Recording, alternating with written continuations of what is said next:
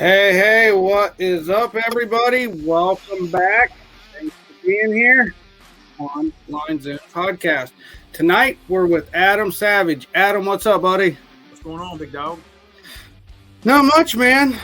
We're going to dig into some of your dirty little Squarebill crankbait secrets, and you're going to share nicely, right? I'm going to try to.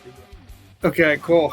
So tonight, guys, what we're going to talk about is squarebill fishing. It's a little bit different. There's so many different squarebills. There's what you see here is just a 2.5, a big fat round squarebill. You can see we call them squarebills because of the way the bill is. And then you get into something like this, and this is a squarebill crankbait balsa, but this is a flat side. So it's a totally different action, totally different situations. Two totally different scenarios where you're going to use these. They run in various sizes. As you can see, this is a 2.5 right here. This is a Strike King 2.5. See the little squarebill, sexy shad. Typical. I love that on the Great Lakes. And this is actually a big weavy balsa crankbait flat side. But there's a lot of different styles and models. As you see, I keep it pretty simple. I just like the shad colors. But we want to get Adam's take on squarebills. He's actually from Kentucky, so you know those upland reservoirs, Kentucky lakes. So squarebill cranks is a little different than what we do in the inland lakes, and such as Lake Erie and things. It's still crank and rock, but there's specific things you look for. And tonight we kind of want to go through these different crankbaits, where to use them, and what you're looking for to where you're making that cash. You're putting them in the productive area. Adam, what's shaking, Bobby? Not a whole lot, man. Just sitting here and enjoying this last bit of beautiful weather we have here in Kentucky before it breaks off cold. Yeah, it's going to break off cold, but I guess this time of year is pretty good for doing this technique where you're from, right? It is. It's something that it's not like a jig where I have it tied on year round, but it's definitely something I can throw several months out of the year around here just because we get this kind of weather. We don't really have true winters anymore. So yeah, I know when I was a kid, we used to have like 1 and 2 foot snows and stuff like that. We don't do that anymore. And it seems like we have like a blackberry winter kind of thing for a very long period to where you kind of get mornings where it's in the 30s or 40s, but it warms up to the 50s and 60s. And that temperature is still right there in the 50s right now for us. So fish are kind of everywhere. It's kind of like whatever your strengths are, you can do it. And, my strengths are shallow water. I'm a shallow water power fisherman, flipping and, running these squarebills, spinner baits, chatterbaits, stuff like that. So it's definitely something I have a lot of faith in. I have a lot of time using, so it's I don't consider myself a professional by no means, but it's something I feel comfortable with having in my hand. It's kind of like that like a Ned rig for me, I guess. So where does this fit in your arsenal? Like, where are you looking to throw a 1.5? Traditionally, that's a one. You got a 1.5? I do. I've got some right here. Here's one here. Oh, don't get it in your finger. That's what I normally do. I get them in my finger. But sticky shark. The green gizzard shad 1.5. This ain't a hard knot, but Strike King. I have a buffet of squarebills. Anywhere from Strike King to Berkeley to my favorite being PH. So I've got some Imas in here, and it's kind of like having a spinner bait box. You kind of want to have something for every option you have as far as what you come to as structure and all that good sense. So yeah, I mean I don't have one particular squarebill that I throw more than the other. I guess if I was to say I had one squarebill more than the other, it would be the Strike King. But it's because it's one of those things that I may to some fish a squarebill a little bit differently than a lot of people. Where traditionally you're going to see a lot of people kind of going down the bank, beating the rocks and all that stuff, and that's actually a very good way to fish a squarebill. But I kind of fish a squarebill kind of like a jig, sometimes. And when you come to lay downs, it's something where I'm going to throw a jig at it, but I'm also going to take a squarebill and I'm going to work that sucker all through that brush. And it's a hit or miss. You're going to lose some baits doing it, but if you have the right line, the right rod, and the right equipment, a lot of times you can get your bait back. But it's something where if you actually take your time and pick stuff apart with a squarebill, you can. It's a very, very crucial bait, and it can get stuff done for you. Versus just beating the bank, which you see a lot of people doing. There's nothing wrong with that, but it's definitely a universal bait and can be fished a whole lot of different ways. So, your perfect scenario: sun, no sun, wind, cloudy. How do you want it when you're throwing a squarebill? I'll be honest with you. I've never found myself on a lake to where I'm like, man, these are the perfect conditions for me to catch fish in the squarebill. It seems like when I'm with it, when I've got a squarebill in my hands, 9 times out of 10, I'm going to be up shallow. I'm going to be some kind of structure, and it's a search bait for me. I'm trying to feel bottom. I'm trying to feel that bait deflect off the wood, off the dock post, whatever I'm fishing it, and it's something that no matter what, I feel like if you have rain, sun, slick, calm days, you can still get bit on this bait. Whereas a lot of times, when you're cranking and stuff, that's not the case. You kind of slow down, drag something across the bottom. It's one of those baits in my area here in Kentucky. Like I said, I'm not going to sit here and say I'm a professional with the squarebill by no means, but it's definitely a bait that, I don't think there's any way you can fish it wrong. I guess if that's what I'm trying to say. No, and I agree, because I think it's a reaction bite and a feeding bite. Like if they're hungry, it looks like a bait fish or a crawdad, and then once they react to it, they're going to react to it. So you get both those out of it. Now, is there, since being from, right here, look, rock crawlers, things like that, that's a little bit different than what we're talking about. But is there one thing different, or one squarebill you prefer? Do you prefer a flat side? Do you throw a flat side ever? Do you throw all rounds? Is it all 1.5, 2.5? Like I said, I've got a bunch of different ones. This time of year, everybody, that is pretty in tune with fishing and has a lot of, somewhat, mediocre experience, knows a lot of times this time of year when you get in that colder water, you're going to kind of go to those flat-sided baits because you're looking for that tighter action, because the bait fish, the bait fish are not as active. These fish are cold-blooded animals, so they're still feeding, but they're not going to move as quick as they would be moving if it was warmer water. So, what I try to do is I'll go out and sometimes have 3 different squarebills tied up if that's what I'm fishing, if I'm around those areas, and I'll try to key in on what those fish want, either action, tighter wobble, something more aggressive, the noise, if it's a hard knock or a silent squarebill, and also with my line, as far as depth. Good point. Because line really affects, and not to get off topic here, but I always hear people all the time, especially when I was up north. My first time this year up north with you guys, and you always hear people say, "Oh, you're not, if you're not fishing 6-pound test with this drop shot." I agree 100% when it comes to line. That line does play a tendency when it comes to fish, but on my end, I think it's more of the action of the bait. I don't think it's the presentation of the bait as far as them fish seeing the line. I think it's when you get those fish that are pressured and that bait's not moving. Give them the little shake they like and stuff. But as far as a squarebill, that's kind of what I do. I'll tie 3 or 4 different rods sometimes, and I'll just cut, throw it down, get another one, tie something until I find out exactly what they're wanting. Like right now, I've got a pH P. This is the tiny or the flat P1 from pH. I said give them up, but not all of them. Jeez, man. Here, man, is let's start off with that. This is actually a bait that I don't know if this color is discontinued now, but it's like when I get around Thanksgiving, when you're starting to eat deep fried turkey and all that stuff, I kind of go to those hues, because our water here it doesn't get yoo-hoo color, but it kind of starts getting that stain to it. And it seems like when you get in the fall time around here and the trees start changing, that's kind of when I start going to these color tones. Your crawfish patterns, your browns, your yellows. I don't really go into the red tones. You'll hear people say different things all the time. Well, when you catch a fish, if their mouth's all red and the crushers are red, they're eating crayfish, and you need to get on the red bait.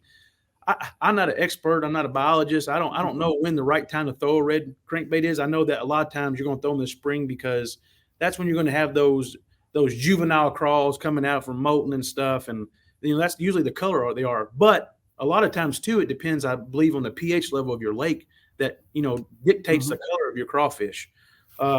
So like I have literally hundreds and hundreds of different colored squarebills, and different brands, bandits, I'm a river rat. So, a bandit is another squarebill I like to throw a lot, to where I'll take and, I'm not going to show you the back of this thing yet. We'll talk about that in a minute. But like a little bandit, these little baits here, they're inexpensive, and it doesn't hurt as bad, especially starting out when you're going to go out here and try a technique like, picking a tree apart, actually throwing this squarebill, up inside some brush and like feathering it through that. And it's not something where you got to worry about trying to get that bait down.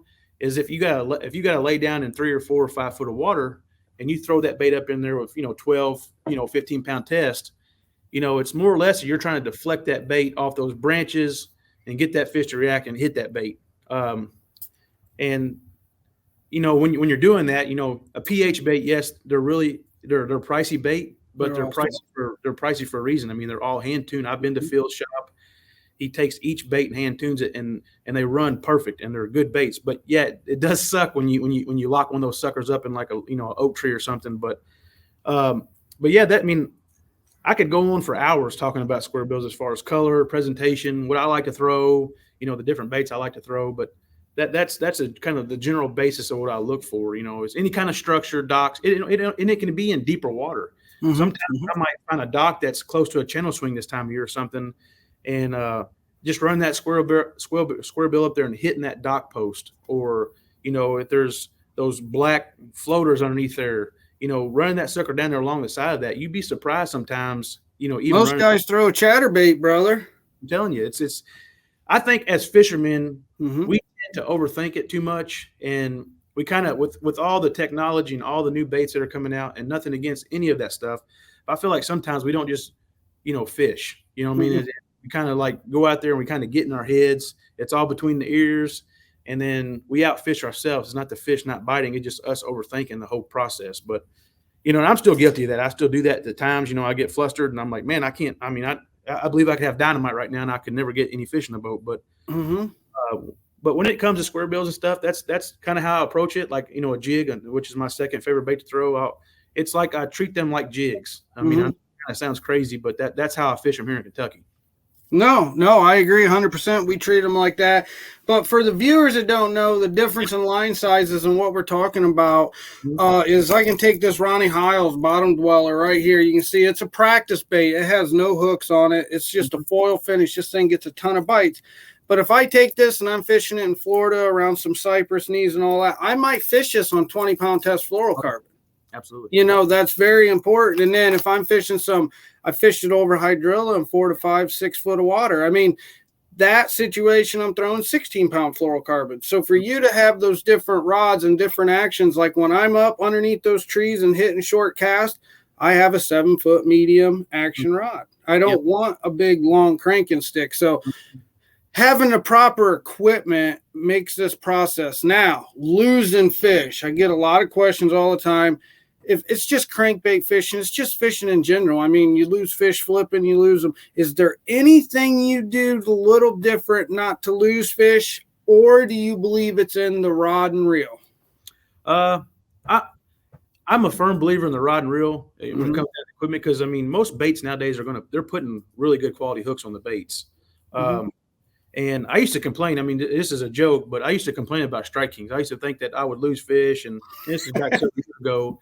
And I tell you what, this year, about a month ago, I was getting on my boat, and I stepped on the gunnel like a dummy, slid, the wrap was wet. I slid, slammed the side of the boat, and one of those Strike King treble hooks went in my finger like I had hot butter on my hands. Could not come out. So at that point, I said, I'll never complain about a Strike King hook anymore. But as far as like losing fish, there's really two rods that I mainly throw when it comes to the Squarebill. And, of course, I'm a Dobbins guy. And my favorite one is like this 610 Cadence series. It's more of their price point rod.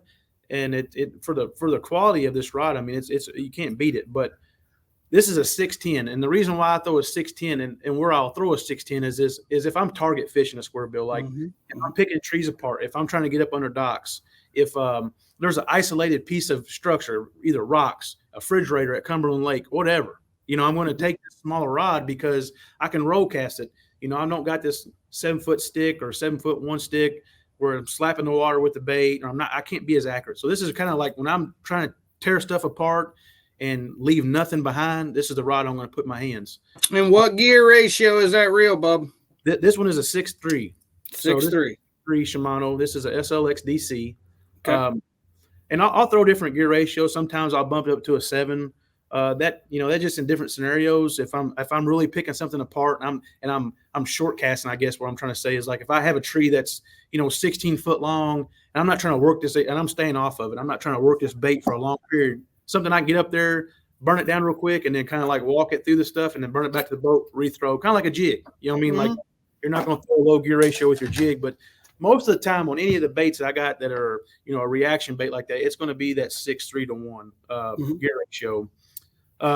Another rod I like to throw is a Dobbins, and this is a glass stick. And when you're saying about losing fish, I can tell a huge difference in then throwing, a glass rod versus not throwing a glass rod. Most of all my crankbait rods, when it comes to, small crankbait rods, like this one's a 7 foot. This is a 705 glass. This is a 7 footer. But like when I throw a rock crawler at Cumberland, 7'6" glass stick. And when you have those fish jumping, the way this rod loads and unloads is just, I think I've made money off this rod because I've lost less fish because I'm letting the rod kind of do the work versus me, pulling and, the rod bouncing back out, because it's nothing against any of the rod companies, but some of them just don't unload correct. If you actually look at some slow motion video, some of these rods kind of unload backwards and stuff.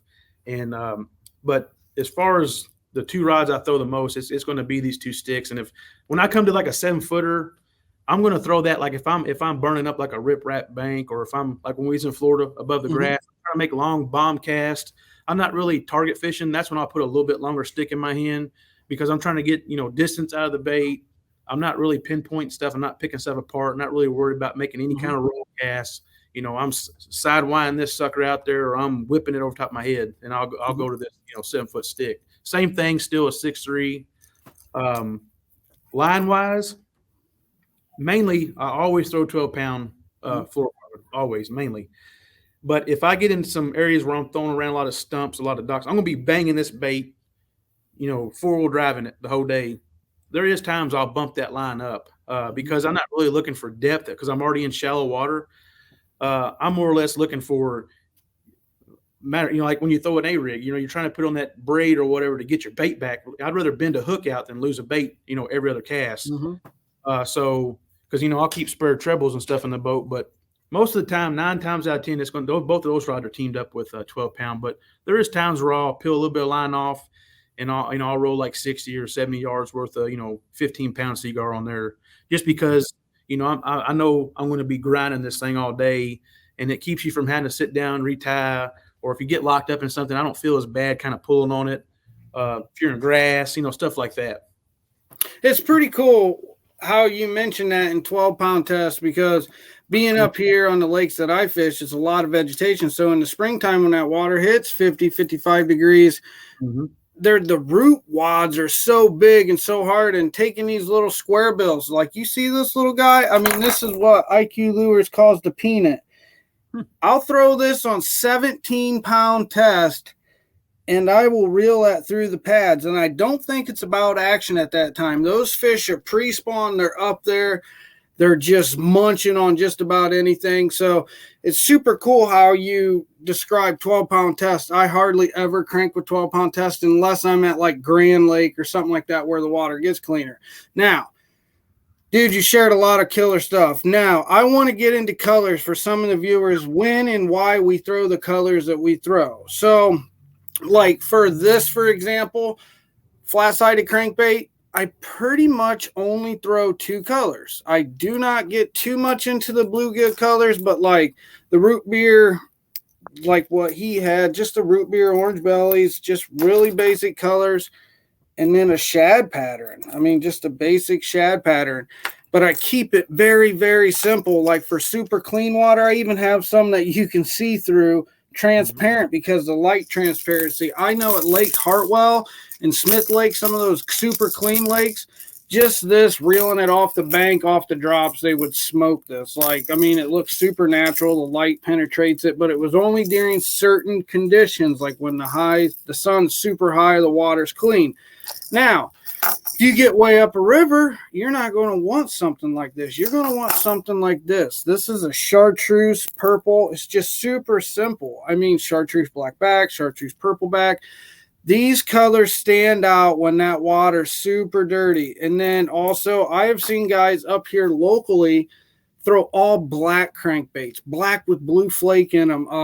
It just depends on how muddy your water actually gets. I mean, it's a fine line. Like where Adam's from, this time of year, he was talking about the spring and the crawl colors. Like when you come up to the Great Lakes and up north, our crawls don't have hardly too much orange in them. They're like army green and blue. They're more like this. Like they got like a blue color through all the way through. So really pay attention to the forage and what the fish are feeding on. It seems like through the fall and through the winter, and then as we get into spring, you start making that crawdad transition because those crawdads are really buried up. They're just not in certain reservoirs. Sometimes they're year round, but most of the time, they have a spawning rotation, they have a rotation. So pay attention to that.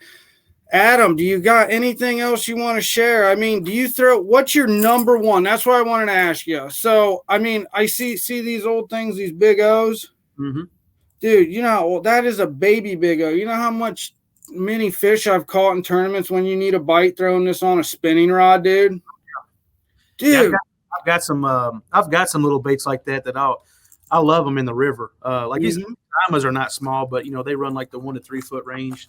These Limas like this, I mean, these suckers right here in the Ohio River are killer on the pool I'm in or I'm close to. But I've got some small ones like that are. Well, you must have some fish in your pool. I don't even know what pool it is. It's where my aunt and uncle live up there in Union, Kentucky. But like these little baits here, I mean, these suckers here. This is a little video thing.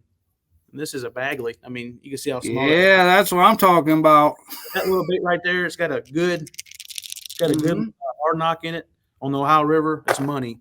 PH makes one. It's called the Tiny Hunter, and I've been bugging Phil about I need a handful of those because I'm going to jump into some BFLs this year on the Ohio River, and those baits right there are just absolute money. I mean, they put money in the boat, not fish. So color wise, I mean, I'm kind of like you. I have a plethora of colors, when it comes, your traditional chartreuse blackback, a lot of shad colors.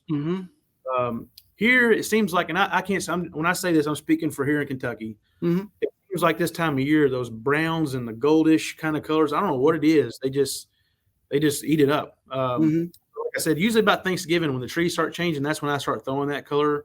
But there's little things I'll do to crankbait or square bills and stuff like modifications. Like I'll sometimes this time of year when the bait's real small, and these fish are they're grouped up, they're feeding, they're trying to gang these balls of bait up. Just to kind of set yourself a little bit different. I'll run like that VMC flash under that hook with the little. Yeah, that's killer. I've been seeing that. Yeah, and then sometimes a lot of times too, just like a spinner bait, if you're getting any short strikes, like smallmouth for instance, smallmouth they'll usually track a bait. And, people will pull away from them because, they're up there nosing it and they're kind of pushing it. And a lot of times you won't get that bite until that bait changes directions, come back up the boat, and they'll commit to it. Something like that where you're having trouble with like a short strike on a spinner bait. People put a trailer hook on there. A lot of times I'll take this hook and I'll move it to the front. And you'll get those fish to kind of commit. It kind of gives them a presentation where, especially if you got a little bit of sun, it kind of makes it look like there's more than just one bait there. It kind of separates you from the rest of it. But, I'll do little stuff like that. I've got paint pens in here, markers and stuff. There's times where I'll sit there and become like a mad scientist and, I'll draw on one to try to change something up or make that dot on the side real big or something, or change one's throat to like a real red throat or whatever. It's kind of like just run it and experiment and play with it kind of thing. But, oh, yeah. I mean, I don't have one particular bait. I'm a bait enthusiast. Like right now, my laptop is sitting on 2 boxes, literally. There's a bait that I keep in the truck there. Like I'm looking at a bunch of brats right now in that Delta color. Share it. I'll share mine. Look. We're at my office table. Look at all my baits and reels that I'm redoing right now. All the stuff. There's a box there that the laptop. There's a box there. You know what I mean? And I've got like 5 or 6 of these boxes like that. That's awesome, man. It's stuff that I have extra that I have a lot of confidence in, and the stuff that like when you have Black Friday sales and there's like these Rapala, these little brats. I've won a lot of money off these baits here around Lake Barkley and stuff in that Delta color in the spring. Yeah, I've got the same bait, but I threw this brat, and this is the one that goes about 6 foot, and literally threw this bait. Only had one of them, and I think me and my cousin, 2 days of fishing. I believe we caught like 30 or 40 pounds off that one bait. And I've still got that bait. It still runs just as true. The color still is on there. A lot of the color still on there. But, this time of year when I find those sales, when they're like to buy one, get one, or 25%, I'll buy $100 worth of them because I know I'm going to use them. And that's like a word of advice, though. Like, like if you're really serious about your fishing and you're trying to take it to the next level, and you have to live it. But the thing is you don't want to go into a derby, catch 20 or 30 fish, and like Adam had one. Those are tough lessons, and we do that a lot. It always seems like the fish want what I got less of. Oh yeah, it's like a 3-hour trip. Well, my cousin, he ripped my butt. He was like, "Man, I can't believe you always have like 5 or 6 of things." So we left and like literally went to like every bait shop there, for the next day of the tournament. He's like, "You got to find another one," and we never could find them. But I've got baits like that even if I got 5 or 6 of them, if I go to a Bass Pro or Cabela's, or if I'm at a local bait shop and I see them and the price is good, or I'll grab 1 or 2 of them because I know I'm going to use them or I'm going to pass them out to people. So, I mean, if you fish a square bill the right way, you're going to lose them. I mean, it's going to happen. You're going to lose baits. You're going to lock them up. And it's just part of it. I mean, it's you're not going to lose a bunch of them once you get the hang of it and you learn how to get your bait free and get a nice little plug knocker. I mean, it just takes a while. I mean, it gets frustrating as you make 2 casts and then you lose one, then you make a cast and break one off at a rock. But the quality of the product now, it just doesn't happen. I mean, you can fish them. I mean, this is a balsa. Look, I fished it till the freaking paint fell off. This is a wooden bait. It's just when you spend that money, it's worth it, man, for real. And I can't get rid of this bait because it's like this, it doesn't matter. It snags them up. So I clear coat it, repatch it. Oh, yeah. And can't get rid of it. It seems like when you got baits like that you're catching fish off of and they're kind of getting broken, the paint's falling off. I mean, that's when I start liking them. I feel like they're, you're kind of breaking them in. They're getting worn in. And there's a lot of guys you'll watch, on the pro circuit and stuff that have baits like that in their box where they've got baits that you can't even tell what the color initially was. It's kind of like down to the, the bone white off the foil and stuff, and they're still throwing them. But it's just something being a little bit different in the water. But like I said, I mean, there's so much you can talk about and different ways you can fish a square bill. Is just here in Kentucky, that's what I look for. I look for, 9 times out of 10, it's going to be structure. Even if it's on the bank, I'm going to fish around some kind of structure, either that being a rocky bank or a pea gravel bank, something where I can get that sucker down there and I'm going to be deflecting it off stuff. And, just kind of experiment with it. I guess that'd be my best advice is go out there and play around and, don't try to be like the next person and just burn it down the bank. Try different things. Sometimes burning it, hitting shit and letting it pause and bounce back up. I mean, that'll cause a bite. Banging it against stuff when, other people think you're crazy. I've got spin strips, weighting them a little bit, and now we're letting some out. Yeah. There's all kinds of different things you can do to them. I mean, I've got a cousin that fishes for Murray State. His name's Adrian Urso, and I remember watching him one time on a local lake here, him fish a square bill, and I was like, man, this kid he's in tune on what he's doing. I mean, he's doing stuff that, people that probably fish a square bill all their life would have never thought about doing. And it's stuff I've learned stuff from him by watching him on the front of the boat. Yeah. And there's so many things you can do just because it has treble hooks and you don't, when you hear people talking about cranking and what they're doing, just kind of think outside the box. Sometimes, a lot of times that can be a big change. I mean, it happened for me when we was at Saginaw up in that river. I mean, I got up in there and I caught almost 16 pounds off one bait on one little area. And I was just doing something a little bit different. There was 4 or 5 other of our guys in there. And, I got to talking to him after the tournament and stuff. And it was surprising that just something small like that, changing that, caused those fish to eat because they were beating it to death. I seen Michael Cat cranking too. And at the end of the 3rd day, at the very end of the tournament, I'm coming in. And I had a pretty good derby, like top 20. And I come in and he's like, you going to fish that bridge? I'm like, nah, it's 3 minutes. You're good. He's like, I got 10. He went over there and caught a 4.5 pounder on a crankbait, little crankbait. I love them. I mean, I'm not a big deep cranker. I mean, my deepest crankbait I like to throw would probably be like a rock crawler or something. I'm mainly a shallow guy year round, but a square bill is kind of like, a topwater for me. I mean, I get excited fishing that bait because it's like fishing a jig. It's all the what ifs. You run that sucker up in a tree. You don't know what you're going to pull out. I've caught a lot of big fish. Like you guys could look at my YouTube channel and see that there's tournaments we fish, we're catching like 5 and 6 pounders off these baits, and you're calling them out of the cover. Like that's another thing. Like if everybody's like, oh, I'd rather pitch a spinnerbait, dude. I pitch square bills and spinnerbaits, and they tangle up about the same. So just the drawing power sometimes of a crankbait when guys are not using them, you don't hear them talk about as much. You hear a trap, but the square bills pretty much, odds, OT, the Rapala. There's some stuff. There's some guys that's made some money off them, but it hasn't been talked about as much anymore. Yeah, I agree with you 100% on that. Yeah, it's definitely a versatile bait. Yeah, definitely, and it's something you need to have. Like you said, it's 4-wheel drive. You can cover a lot of water. Put the trolling motor down. Give the fish a little something different to look at. It's like long finger points, channel swings. Like right now, when we're coming into the spring, or once we get into the winter, we're into the winter. But once we get into that spring, it's like channel swings next to flats. I mean, little Squarebill, just heaven. So is there, any particular hooks that you like? I know you said that, what comes with them is what you throw, but when they do go bad, what do you prefer? I don't have a particular brand. I usually run like the VMCs. I got some gummies in the boat, but I don't kind of get into the whole thing where I'm trying to use like the double barbs or, the style trebles or anything. I try to, match what was on there originally. A lot of times I'll try to find like boat packs, whatever the price point, because it is a bait that you're going to dull hooks on. I'll keep a file on the boat. So a lot of times those mornings, I'll check my hooks, see if they're sharp, and I'll kind of run a file across them. Even if they're new, I would suggest checking them, because sometimes, you get burrs on there you might not be able to physically see, and you'll be surprised when you run into some fish sometimes they're kind of short striking, or they're kind of like soft mouthing it, like we like to say here, that, having a foul hook, if they're eating the back of that sucker, it could cost you dearly. You know what I mean? So I definitely suggest, even if you put new hooks on there, if you're one of those guys that like to change your hooks every tournament or every day, whatever. I don't do that, but I'll run a file across my hooks. I got a rusty old file in there. I had it for like 5 years. And I'll kind of go through and kind of like rub them, make sure there's no burrs, kind of let them sink in the tip of my thumb. Because, I mean, it's pretty much numb now from all the times it's been roughed up and stuff. But that's I don't have any particular hook.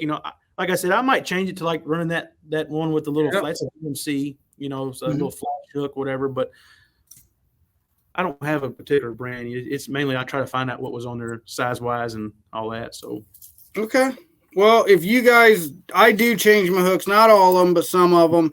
I use Gamakatsus. You can see I'm changing hooks right now. But right here, when I change them, I do not want my hooks to be able to get looped inside the other hooks when I make a cast. Now, there are situations where I will use a red hook up front, and I have seen it make the difference, and I don't know why, and there's all kinds of speculations, but I have put a red hook on the front of this and catch 90% of my fish up on front. I don't know why it happens, but like we were talking about earlier, that was a little adjustment I didn't get to talk about. So, Adam, we shared a lot. Dude, I appreciate it. Where can everybody follow you, bro? Pretty much all my social media is all Adam Savage Fishing, Facebook, Instagram, TikTok, YouTube. So it's all Adam Savage Fishing. If you search that at any of those platforms, and I'm not one of those guys that if you follow me, I don't follow you back. I'll follow you back. I usually check them to make sure they're not spam accounts. You get a bunch of those now, it seems like. But yeah, that's where you'll find me at, is Adam Savage Fishing. But I've enjoyed it, man. It was kind of fun to talk to you about the Squarebill stuff. You don't really, get to do this a whole lot. So we're going to sit down and do more, and that's why we're doing this. We want to educate everybody out there. Fisherman Central is a sponsor of all the leagues we fish. Pretty much, it doesn't really matter. It doesn't matter what you're fishing. They're a sponsor, and they have everything that you need. Like literally, do they carry the Dobbins? I think they do, don't they? Yeah, they do. Yeah, I mean, you can get everything. And Seven Rivers Marine's a huge sponsor of mine. I know Weeda supports you. That's a huge deal. He's an awesome guy, heck of a fisherman. And, man, thanks, man. That's all I can say is thanks. I appreciate it. Guys, this will be live. If you guys have any questions, hit me or Adam up. And like I always say, until next time, good fishing. I'm out. Later, Bubba. See you, man. See ya. Thank you. Yes, sir. Thank you.